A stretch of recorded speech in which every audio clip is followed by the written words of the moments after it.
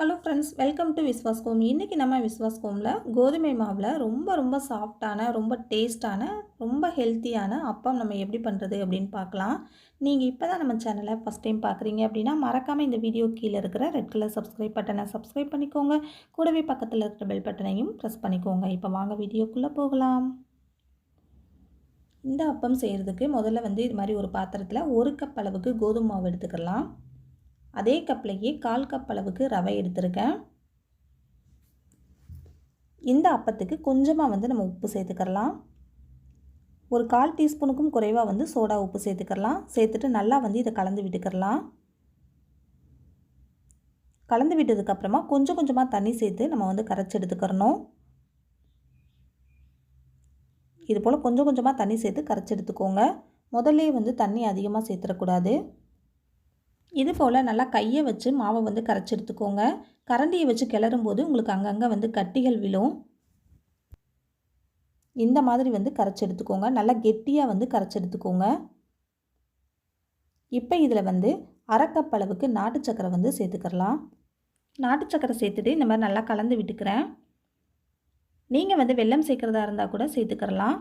வெல்லம் சேர்க்குறதா இருந்தால் கொஞ்சமாக தண்ணி சேர்த்துட்டு நல்லா வெல்லத்தை கரைச்சி எடுத்து வடிகட்டினதுக்கப்புறமா இதில் சேர்த்துக்கோங்க.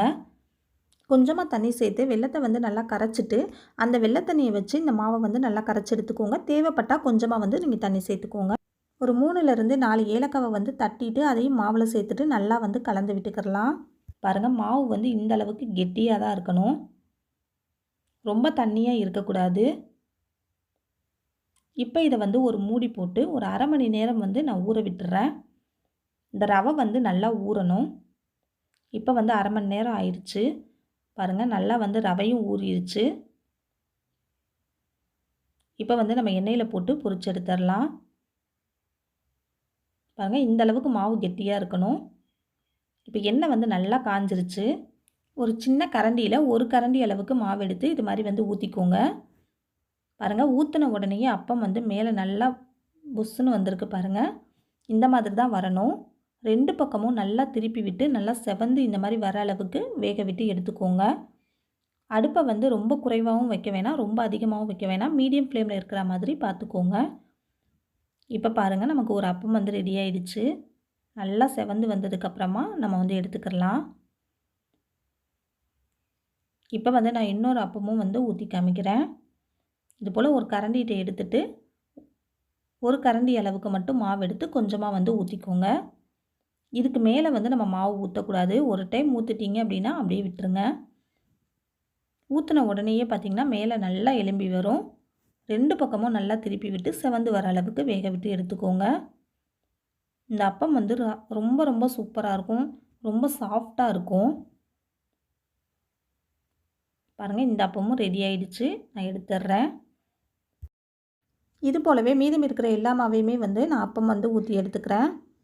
ஸ்கூல் விட்டு வர குழந்தைங்களுக்கு இந்த மாதிரி நல்லா ஹெல்த்தியாக நம்ம ஸ்நாக்ஸ் செஞ்சு கொடுக்கலாம்.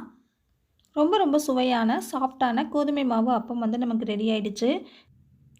இதிலேருந்து ஒரு அப்பத்தை நான் எடுத்து பிச்சு காட்டுறேன். பாருங்கள், எந்த அளவுக்கு நல்லா சாஃப்டாக இருக்குது அப்படின்னு சொல்லிட்டு. உள்ளே பாருங்கள், நல்லா வெந்திருக்கு பாருங்கள். ரொம்ப சாஃப்டாக இருக்குங்க. கண்டிப்பாக இந்த அப்பத்தை நீங்களும் உங்கள் வீட்டில் ட்ரை பண்ணி பாருங்கள். ட்ரை பண்ணி பார்த்துட்டு எப்படி இருந்துச்சு அப்படின்னு கமெண்ட்டில் சொல்லுங்கள்.